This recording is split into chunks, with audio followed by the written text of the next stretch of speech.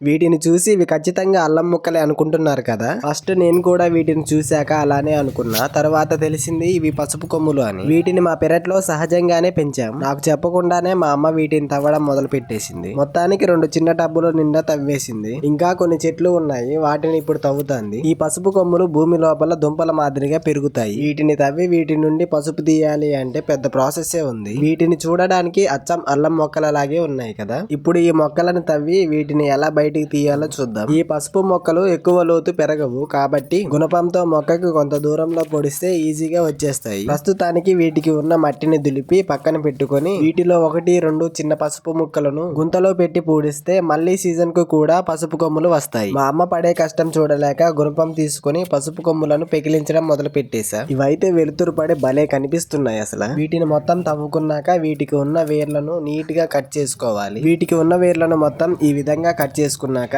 వాటన్నిటిని ఒక చోట చేర్చి ఒక బకెట్ లో వాటర్ తీసుకుని అందులో వీటిని వేసి నీట్ గా కడుక్కోవాలి. ఇలా ఒకసారి కడిగితే వీటికి ఉన్న మట్టి మొత్తం పోతదా అంటే అస్సలు పోదు. అందుకనే ఒక పెద్ద టబ్ నిండా వాటర్ నింపుకొని ఈ పసుపు కొమ్ములను బాగా నానబెట్టుకోవాలి. ఈ పసుపు కొమ్ములు బాగా వాటర్ లో నానిన తర్వాత మళ్ళీ ఒకసారి వీటిని బాగా నీట్ గా కడుక్కోవాలి. వీటిని కొన్ని రోజుల పాటు ఆరబెట్టాలి. తర్వాత ప్రాసెస్ ఇంకో వీడియోలో చెప్తా. అప్పటిదాకా మన ఛానల్ ని సబ్స్క్రైబ్ చేసి గంట సింబల్ ని ఆన్ లో పెట్టుకోండి. నేను వీడియో అప్లోడ్ చేయగానే మీకు నోటిఫికేషన్స్ వస్తాయి.